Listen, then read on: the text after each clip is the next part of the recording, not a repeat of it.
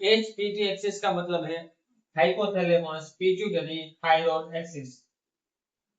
हमने T3 और T4 कैसे बनता है वो तो हमें सबको पता है अभी। तो वो जनरेट करना, रेगुलेशन करना वो कैसे होता है, और वही सबसे मेन चीज है हमारी क्लिनिकली समझने के लिए। क्यों? क्योंकि T3 और T4 कितना बनना है और किसके ऊपर बनना है वो सब कुछ कमांड कौन करेगा? हाइपोथैलेमस और पिट्यूटरी करेगा। ठीक है, जस्ट एन एग्जांपल कि ये हमारा ब्रेन है, उसके नीचे मिड ब्रेन और ये ब्रेन स्टेम का पार्ट है। ठीक है, इधर क्या है? सेरेबेलम है। तो यहाँ पे हाइपोथैलेमस समझो होता है सेरेबेलम के पार्ट पे, और उसके नीचे क्या होता है? पिट्यूटरी होता है। उसमें ये कौन सी पिट्यूटरी है? एंटीरियर साइड, और ये कौन सी? Posterior side. अभी ये जो सारी चीज है उसको मैं जूम करके समझाता हूँ कि इसमें होता क्या है। कि यहाँ पे T3 और T4 थायराइड का T3 और T4 का सिमुलेशन और सिंथेसिस सब कुछ इसके ऊपर डिपेंड होता है। तो समझो ये हाइपोथैलेमस है और उसके नीचे क्या है? ये पिट्यूटरी वाला एरिया है। अभी होता क्या है कि हाइपोथैलेमस के पास एक ऐसा एरिया है, ये एरिया को कहते हैं प्री वेंट्रिकुलर एरिया। ठीक है, अभी प्री वेंट्रिकुलर एरिया के पास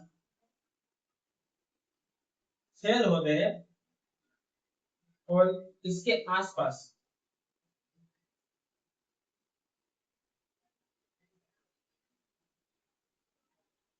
ब्लड वेसल्स की सिस्टम होती है। और यहाँ पे ये जो एंटीरियर पिट्यूटरी है उसके पास थायराइड के लिए, जैसे थायराइड का स्टिमुलेशन हार्मोन होता है TSH, उसको ओपन करने के लिए उसके सेल्स होते हैं जो थायराइड को रेगुलेशन में हेल्प करते हैं, थायराइड स्टिमुलेटिंग हार्मोन को जनरेट करते हैं, मतलब सिक्रेट करते हैं। तो ये सेल है। यहाँ पे सिग्नल कैसे जाएगा? हाइपोथैलेमस से। अभी होता क्या है कि प्री वेंट्रिकुलर एरिया से TRH थायराइड रिलीजिंग हार्मोन का सिक्रेशन होता है। यही TRH hypothalamus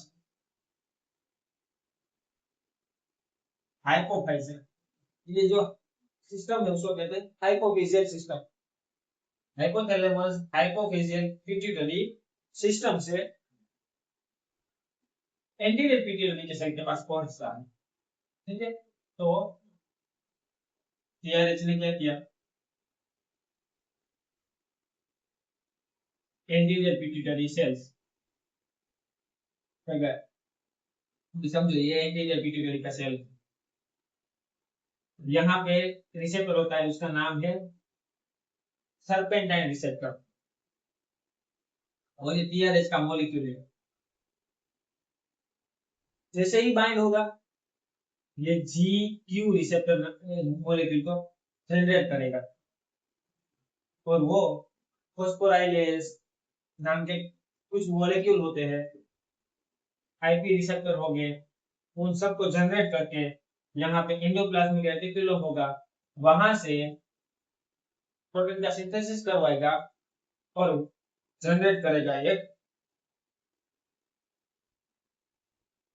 thyroid stimulating hormone. और यही थायराइड स्टिमुलेटिंग हार्मोन यहाँ पे ब्लड वेसल्स होगी तो थायराइड स्टिमुलेटिंग हार्मोन आ जाएगा। ठीक है, तो अभी थायराइड स्टिमुलेटिंग हार्मोन कहाँ पे आ गया है? यहाँ पे आ गया है। अभी उसको पहुंचना कहाँ पे है? एकदम थायराइड के फॉलिकुलर सेल के पास। तो समझो जनरली ये एक फॉलिकुलर सेल मैंने कल बनाया था, वैसे ही यहाँ पे भी सेम टू सेम एक रिसेप्टर होगा सर्पेंटाइन रिसेप्टर, वो क्या करेगा इस टीएसएच मॉलिक्यूल को एक्सेप्ट करेगा। जैसे ही टीएसएच मॉलिक्यूल एक्सेप्ट होगा वो इधर से मेन वर्क क्या करेगा, तो फर्स्ट वर्क करेगा T3 और T4 का स्टिमुलेशन बढ़ा देगा। दूसरा काम क्या करेगा, आयोडीन का सिंथेसिस करेगा, जितना आयोडीन मिलेगा उतना T3 T4 मिलेगा। और टीएसएच जितना बढ़ता रहेगा वो सेल का जो न्यूट्रिशन होता है, मतलब जैसे कहते हैं ना बहुत ज्यादा टीएसएच मिला तो वो क्या करेगा, सेल को हाइपरट्रोफी कर देगा। इसी रीजन के कारण टीएसएच जितना बढ़ जाता है, समझो कि टीएसएच बढ़ता ही जा रहा है, तो वो रिजल्ट क्या करेगा, आयोडीन का सिंथेसिस बढ़ाएगा। मान लो आयोडीन का सिंथेसिस और नहीं बढ़ रहा, वो जो फॉलिक्यूलर सेल होते हैं ना उसकी हाइपरट्रोफी कर देगा। इसी रीजन से पूरा थायराइड क्या हो जाएगा, एनलार्ज हो जाएगा। और एनलार्ज थायराइड को हम क्या कहते हैं, गोइटर। इसलिए गोइटर है ना वो कोई फंक्शनल स्टेटस नहीं बताता कि इसके अंदर क्या चेंजेस हो रहा है, टीएसएच में चेंजेस हो रहा है, T3 में चेंजेस हो रहा है, T4 में। गोइटर एक एनाटॉमिकल चेंजेस बताता है कि थायराइड एनलार्ज हुई है। अब आप समझो कि वो किस रीजन से हुई होगी, या तो टीएसएच बढ़ चुका है उसके कारण टीएसएच इतना मिल रहा है, बट T3 और T4 में कोई अंतर आ गया है इसके कारण। तो मल्टीपल रीजंस होंगे जिसको हम आगे डीपली समझेंगे। अभी हम फोकस करते हैं हाइपोथैलेमस पिट्यूटरी थायराइड एक्सिस, ठीक है। तो मैंने बोला कि इसका सिक्रेशन करेगा, प्रोटीन सिंथेसिस बढ़ा देगा, तो ये सब चीजें बढ़ चुकी है इन रीजंस के रूप में। प्रोटीन मतलब यहाँ पे एंजाइम भी ले लेंगे, थायराइड पेरोक्सिडेज एंजाइम ले लेंगे, डीआयोडीनेज एंजाइम ले लेंगे, जितने रिक्वायर्ड जो पहले का वीडियो में हमने देखे थे पूरे जितने एंजाइम, उन सब का रेगुलेशन टीएसएच के आने पर होगा। मतलब कितना इंपॉर्टेंट है हमारे लिए टीएसएच, वो हमें पता चल जाता है। अभी समझ लो कि हमने टीएसएच मिल गया, तो अभी यहाँ से फाइनल फॉर्म में क्या मिलेगा हमें, T3 और T4 कहाँ पे मिलेगा, ब्लड में मिलेगा, ठीक है। T3 और T4 कैसे बनता है और एचपीटी एक्सिस में समझ लिया। अभी समझते हैं कि जर्नी ऑफ T3 और T4 after reach at blood vessel. Blood vessels में T3 और T4 पहुंचते हैं, उसके बाद वो सेल तक उसकी क्या जर्नी होती है अभी हम समझेंगे। तो अभी ये समझो कि ये थायराइड ग्लैंड है और ये समझे ब्लड वेसल है। अभी यहाँ से T3 और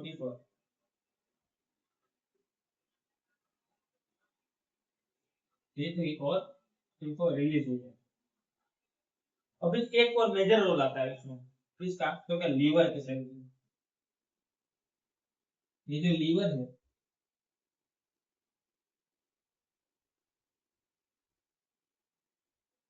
तो ये जो लीवर है उसके अंदर होते हैं एक हिपेटोसाइट नाम के सेल, ठीक है।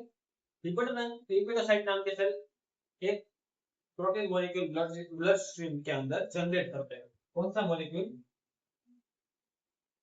पीबीजी, पी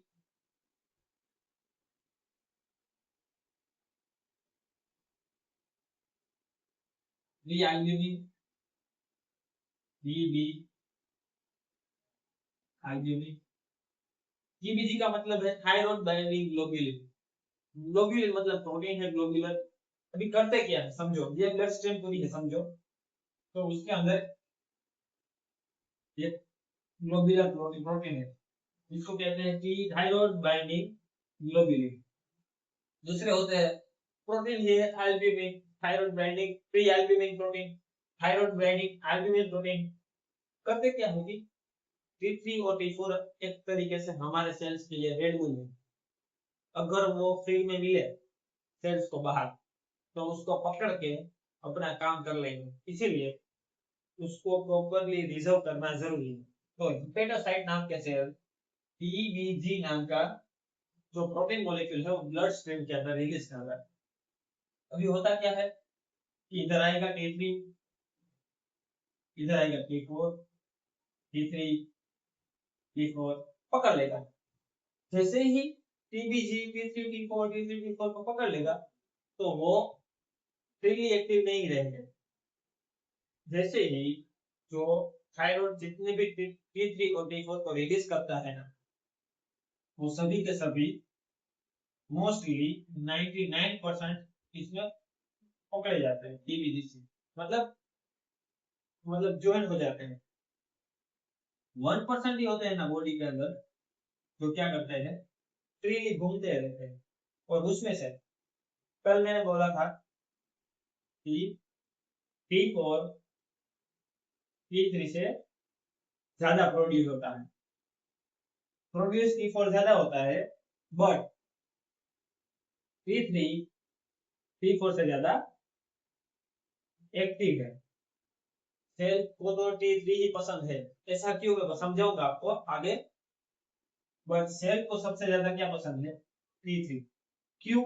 और T4 को हम क्या कहते हैं पता है, प्रो हार्मोन कहते हैं। प्रो हार्मोन क्यों?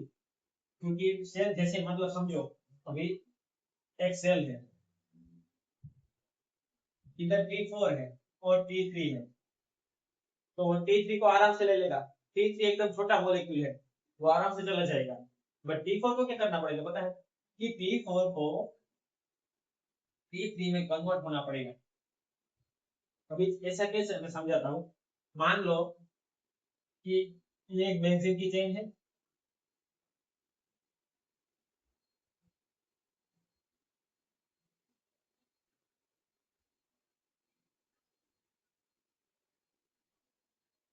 यहाँ पे समथिंग समथिंग मॉलिक्यूल हो गए उसके। मेन फोकस हमारा ये दो बेंजीन की चेन के ऊपर है, T4। ये T4 का मॉलिक्यूल है, तो 4 आयोडीन हो गए। इधर भी एक आयोडीन, इधर भी एक आयोडीन होगा, इधर भी एक आयोडीन होगा, इधर भी एक आयोडीन होगा। ठीक है, तो T4 जैसे ही सेल के पास पहुंचता है ना, फ्री फ्री T4 ही सेल को एक्सेप्ट करेगा। ठीक है, तो होता क्या है कि एक एंजाइम होता है 5 प्राइम डी आयोडीनेज, तो इधर 3 प्राइम होगा, सॉरी इधर 3 होगा, 5 होगा, दूसरे काउंट में ये 3 प्राइम होगा और 5 प्राइम होगा। तो ये 5 प्राइम डी आयोडीनेज एंजाइम, ये पूरी चेन है T4 की, उसमें 5 प्राइम वाला आयोडीन को हटा देगा। चलो हटा दिया। अब ये कौन सा मॉलिक्यूल हो गया, T3 का मॉलिक्यूल हो गया। तो T3 तो हम एक्सेप्ट करते ही हैं, और T3 तो सेल को बहुत पसंद है। अभी T3 एक्टिव भी हो गया, ठीक है, T3 हाईली एक्टिव है। बट T3 का मॉलिक्यूल डायरेक्टली थायराइड जो ग्लैंड है ना, वो कम प्रोड्यूस करती है इन कंपेयर टू T4। तो हाईली कौन सा हार्मोन देखने को मिलता है, T4 का। अभी होता क्या है कि और T3 है ना, इतना हाईली एक्टिव होने के कारण ये टीबीजी से प्रॉपरली बाइंड नहीं होता। इसके कारण T3 जितना बुक सेल में होगा ना, वो एक दिन में यूटिलाइज हो जाएगा। और जो T4 होगा ना, वो आराम से अंदर चिपका रहेगा टीबीजी से, इसीलिए वो 6 दिन तक यूज हो सकता है। रोज समझ रहे हो कि हिपेटोसाइट के सेल टीबीजी जनरेट क्यों करते हैं ब्लड सेल के अंदर, ताकि T3 और T4 ऐसे फ्री में न घूमे। अगर फ्री में घूमे तो मेटाबॉलिज्म बढ़ जाएगा, मेटाबॉलिज्म बढ़ जाएगा तो सारे सेल T3 T4 का यूज करने लगेंगे। ठीक है, और अगर टीबीजी आए तो वो T3 और T4 को पकड़ के रखेंगे, ताकि न्यूट्रिशन और मेटाबॉलिज्म और ग्रोथ प्रॉपरली बैलेंस में रहे। और मतलब समझो कि कभी टीबीजी नॉर्मली है। अभी प्रेगनेंसी टाइम में होता क्या है कि ब्लड का वॉल्यूम बढ़ जाता है, टीबीजी भी बढ़ जाता है। जितना टीबीजी बढ़ेगा उतना थायराइड, थायराइड को पता चलेगा कि ब्लड के अंदर 3 T3 और T4 कम है। कैसे पता चलेगा, समझाता हूँ कि ये हाइपोथैलेमस है और ये पिट्यूटरी है और ये थायराइड। यहाँ पे हम जो ब्लड स्ट्रीम है, भी होता क्या है कि ब्लड स्ट्रीम के अंदर फ्री T3 और T4 कम है, तो थायराइड को पता चलेगा, मतलब सॉरी पिट्यूटरी को पता चलेगा और हाइपोथैलेमस को पता चलेगा, तो क्या करेगा, TRH और TSH का स्टिमुलेशन होगा, TSH जाएगा उधर जाएगा और T3 और T4 बढ़ जाएगा। जैसे ही T3 और T4 ब्लड के अंदर बढ़ते जाएंगे वैसे वो हाइपोथैलेमस के साइड पहुंचेंगे, तो हाइपोथैलेमस साइड जैसे ही बहुत ज्यादा T3 और T4 बने हुए पहुंचेंगे ना, तो वहां पे हाइपोथैलेमस को नेगेटिव फीडबैक मिल जाएगा और वो ये स्टॉप रोक देगा, तो TSH कितना हो जाएगा, कम हो जाएगा, T3 और T4 बनना कम हो जाएगा। तो बॉडी के अंदर ऐसे रेगुलेशन होता है पॉजिटिव फीडबैक और नेगेटिव फीडबैक से।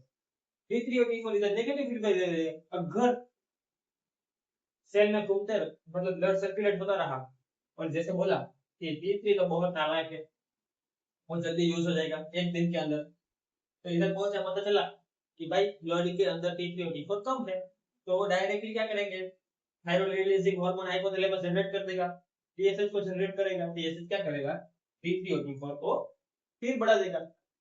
जैसे ही फिर बढ़ेगा तो थायराइड बाइंडिंग ग्लोबुलिन क्या करेंगे, उसको बाइंड कर देंगे, मतलब T3 कम बाइंड होगा, इसीलिए वो एक दिन के अंदर फ्री यहाँ से छूट जाएगा और फ्री T3 क्या करेगा, सेल रेड बुल की तरह उसको यूज कर लेगा, खींच लेगा, ठीक है। और T4 अगर T4 तो आराम से बैठा रहेगा, TBG 6 दिन तक आराम से बैठा रहेगा, जब जरूरत पड़ेगी तो निकलेगा, सेल के पास जाएगा, बोलेगा अभी मुझे यूटिलाइज करो, तो सेल बोलेगा तू T4 है मैं तेरे को नहीं ले सकता, तो T3 में तुझे कन्वर्ट होना पड़ेगा, तो T4 को T3 में कन्वर्ट करने के लिए क्या करेगा, 5 प्राइम डी आयोडीन को हटा देगा। अभी होता क्या है कि कुछ सेल के पास एक और एंजाइम होता है, उसका नाम है 5 डी आयोडीनेज। 5 डी आयोडीनेज एंजाइम क्या करता है, यहाँ का आयोडीन नहीं उड़ाता, वो यहाँ का आयोडीन उड़ाता है, तो यहाँ का आयोडीन रहेगा, तो वो जो हमने प्रॉपर T3 देखा था ना, ऐसा मॉलिक्यूल नहीं बनेगा, यहाँ पे बनेगा रिवर्स T3 बन जाएगा, जो एक्टिव नहीं है, उसका कोई यूज नहीं है, तो ये प्रोसेस यहाँ पे बिगड़ जाएगी। तो सेल को T4 को T3 कन्वर्ट करने के लिए क्या चाहिए, 5 प्राइम डी आयोडीनेज एंजाइम सेल के पास होगा, ठीक है। तो ये पूरी हमने रेगुलेशन ब्लड स्ट्रीम से सेल तक पहुंच गए हैं। अभी हमारा T3 और T4 सेल तक पहुंच गया है। यहाँ पे सबसे ज्यादा जरूरी है याद रखने की क्या चीज थी कि T3 TBD से कम बाइंड होता है, उसको एफिनिटी कम है, T4 अच्छे से बैठ जाता है और लंबे समय तक रिजर्व रहता है, T3 इतना बैठता नहीं है, इसीलिए वो फ्री मॉलिक्यूल में घूमता रहता है, T4 भी घूमेगा थोड़ा थोड़ा समय में। अगर T3 और T4 फ्री मॉलिक्यूल में होंगे ब्लड के अंदर तो सेल उसको ले लेगा और यूटिलाइज कर लेगा।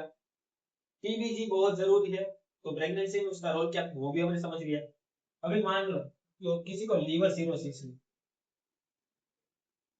तो उसका TBG का प्रोडक्शन इम्प्रॉपर होगा, तो वो क्या करेगा, इफेक्ट इधर करेगा, TBG बढ़ रहा है तो TSH को इधर T4 और T3 कम हो जाएगा फ्रीली, तो वो TSH को बढ़ा देंगे कि भाई TSH क्यों बढ़ेंगे, क्योंकि T3 और T4 कम होने पर ब्लड को पता चलता है, भले ही वो बाइंड हो और फ्री नहीं है, तो ब्लड को पता चलता है कि फ्री T3 और T4 नहीं है, तो सेल कैसे यूज करेंगे, तो वो इधर से TSH को बढ़ाते रहेंगे, TSH बढ़ेंगे तो T3 और T4 बढ़ता रहेगा। बट इन सिरोसिस कंडीशन इसका रेगुलेशन प्रॉपर होता नहीं है TBG का, तो वो पूरे हाइपोथैलेमस पिट्यूटरी थायराइड एक्सिस को मैकेनिज्म की जो पॉजिटिव मैकेनिज्म है नेगेटिव मैकेनिज्म है उसको प्रॉपर इम्प्रॉपर कर देगा, ठीक है। तो ये सब जरूरी था इन सब चीजों के लिए, रेगुलेशन के लिए। तो अभी हमने समझ लिया कि T3 और T4 सर्कुलेशन में कैसे रेगुलेशन होते हैं और उसका हाइपोथैलेमस पिट्यूटरी थायराइड एक्सिस के ऊपर कैसे रेगुलेशन होता है, पॉजिटिव नेगेटिव फीडबैक कैसे आता है। अभी हमें ये समझना है कि हम बार बार बोलते हैं कि थायराइड हार्मोन है वो बेसल मेटाबॉलिक रेट, फिजिकल और मेंटल ग्रोथ के ऊपर काम करता है। अभी ऐसा कैसे करता है और ऐसा क्यों करता है, वो हमारे माइंड में आता है। आज हम प्रॉपरली बेस मतलब सेल्यूलर लेवल पे देखेंगे कि वो कैसे काम करता है। आज जैसे ही आप ये सेल्यूलर लेवल देख लोगे, उसके बाद आपको थायराइड के T3 और T4 हार्मोन की वैल्यू हो जाएगी कि वो कितना बड़ा काम करते हैं हमारे सेल के लेवल के ऊपर। अभी समझो कि ये एक सेल मैंने बनाया है।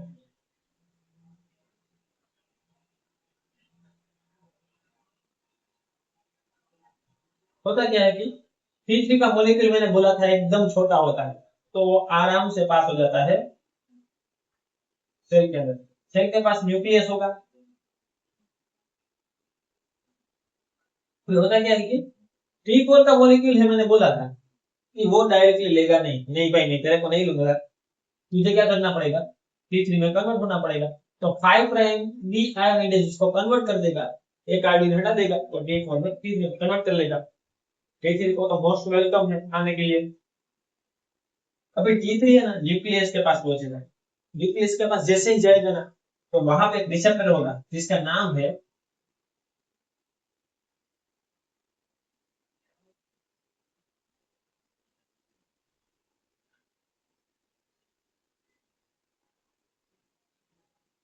ये रिसेप्टर है, इसका नाम है ligand gated receptor with RX इसका पूरा नाम है retinol retinol x receptor with activated receptor. ये बहुत बड़ा नाम है बट काम सिंपल है। इधर T3 मिला तो बाइंड हो जाएगा, न्यूक्लियस को पता चल जाएगा कि wow someone has send me a message कि भाई ये चीज करो। न्यूक्लियस के अंदर डीएनए होता है और डीएनए के अंदर एक ऐसी स्क्रिप्ट लिखी होती है, मतलब एक प्रकार की रेसिपी होती है कि ऐसे प्रोटीन जनरेट करने हैं। कैसे प्रोटीन आगे देखते हैं। तो जैसे T3 रिसेप्टर को मिल जाएगा ना, तो क्या करेगा T3 उसको बोलेगा कि जो भाई ये पूरा डीएनए है ना, तो उसके अंदर की ये स्क्रिप्ट है ना, तो यूज कर। और इस स्क्रिप्ट के अंदर कौन से प्रोटीन बनाने की रेसिपी होगी वो हम देखेंगे। तो वो रेसिपी मतलब ट्रांसक्रिप्शन, ट्रांसक्रिप्शन प्रोसेस से mRNA बनाएगा। अभी mRNA क्या है, mRNA बस कुछ नहीं है, पूरी बुक के अंदर हमने 5-6 पेज हमने रेसिपी चूज कर ली है, आगे जाके वो हमारा खाना बनने वाली है। तो T3 जैसे ही एंजाइम से बाइंड होगा, वो ट्रांसक्रिप्शन प्रोसेस से डीएनए के अंदर जो रिसेप्टर सीक्वेंस को फॉलो करने वाला जीन होगा वो एक्टिवेटेड हो जाएगा और वो mRNA को बाहर निकालेगा अपने न्यूक्लियस के छोटे छोटे पोर से। जैसे ही mRNA सेल को मिलेगा ना, तो डायरेक्ट जाएगा किसके पास, हमारे पास एक बहुत मस्त चीज है, इसका नाम है रिबोसोम। रिबोसोम का क्या क्या है, रिबोसोम बस कुछ नहीं करेगा, वो हमारा एक प्रकार का प्रोटीन बनाने का किचन है। mRNA आएगा, mRNA को डायरेक्ट प्रोटीन में कन्वर्ट कर देगा। अभी एक छोटा सा एक mRNA नहीं होगा, कई सारे mRNA होंगे और वो mRNA रिबोसोम मल्टीपल टाइप के प्रोटीन को जनरेट करेगा। कैसे प्रोटीन बनाएगा, तो कोई स्ट्रक्चर बनाएगा, स्ट्रक्चर बनाने में हेल्प करने वाला प्रोटीन होगा, तो कोई मेटाबॉलिज्म में हेल्प करने वाले प्रोटीन हो गए, मेटाबॉलिज्म में हेल्प करने वाले प्रोटीन हो गए, स्ट्रक्चर बनाने वाले हो गए। तो दूसरे चैनल बनाने वाले हो गए, चैनल मतलब सोडियम पोटेशियम पंप हो गया, मतलब एग्जांपल। क्यों ये सब इतने जरूरी है कि T3 और T4 के बिना ये सब नहीं जनरेट होते। सोचो, मेटाबॉलिज्म हेल्प करने वाले प्रोटीन का नाम क्या हो गया, एंजाइम जो हमारे जीआई ट्रैक्ट के अंदर कार्बोहाइड्रेट आते हैं, लिपिड आते हैं, उनको कन्वर्ट कौन करता है? एंजाइम। और ये एंजाइम कौन जनरेट करता है? हमारे सेल जनरेट करते हैं। और वो जनरेट करने का मतलब कमांड कौन देता है? T3 देता है। एंजाइम मिलेंगे, एंजाइम क्या करेगा? ग्लूकोज बनाएगा, ग्लूकोज से एटीपी बनाएगा। एटीपी क्या करेगा? जैसे यहाँ पे छोटे छोटे प्रोटीन बनेंगे, समझो, प्रोटीन मॉलिक्यूल आ जाएंगे, ये स्ट्रक्चर को बनाएंगे। वैसे ही कोई स्ट्रक्चरल प्रोटीन हो गए, वो क्या बनाएंगे? हमारे सेल मेम्ब्रेन में पार्ट करेंगे, दूसरे और किसी कोई चीजों में पार्ट करेंगे। मतलब स्ट्रक्चर बनाने में प्रोटीन जितने भी हेल्प करते हैं वो भी यहाँ से बनेंगे। मेटाबॉलिज्म में हेल्प एंजाइम कौन से होंगे? वो भी T3 के रिजल्ट से ही बनेंगे और चैनल बनाएंगे। मेटाबॉलिज्म हो रहा है, एनर्जी यूज हो रही है। एनर्जी मतलब हम यहाँ पे क्या लेते हैं? एटीपी लेते हैं। तो सोडियम पोटेशियम को भी क्या करता है? एक्टिव ट्रांसपोर्ट करता है। एक्टिव ट्रांसपोर्ट करता है। तो वो भी क्या करता है? एटीपी का यूज करता है और एटीपी और एटीपी यूज करके मेटाबॉलिज्म करता है। एटीपी मतलब एनर्जी यूज हुई। इन रिजल्ट T3 जो हमारे जरूरी प्रोटीन है उनको बनाने में हेल्प करेगा। तो T3 का बहुत बड़ा रोल है एवरी सेल में। इसीलिए थायराइड ग्लैंड अगर प्रॉपर वर्क नहीं करेगी तो ये प्रोटीन बनेंगे नहीं। प्रोटीन नहीं बनेंगे तो हमारे बॉडी के अंदर स्ट्रक्चरल चेंजेस होंगे, मेटाबॉलिक चेंजेस होंगे, और इवन जो मेंटली जो ब्रेन के सेल है वहां पे भी रिक्वायर्ड प्रोटीन होते हैं, तो मेंटल भी रिटार्डेशन हो सकता है। तो इसीलिए T3 सेल में ऐसे वर्क करता है हमारे प्रोटीन बनाने में। ठीक है, तो अभी आगे अभी हमने पूरा प्रॉपरली ठीक थायराइड ग्लैंड की एनाटॉमी, थायराइड हार्मोन का फिजियोलॉजी और वो सेल तक कैसे वर्क करता है, माइनर टू माइनर हमने समझ लिया। अभी आगे हम जो भी सारी बातें करेंगे वो क्लिनिकल इंपोर्टेंस के लिए होगी। ठीक है, थैंक यू।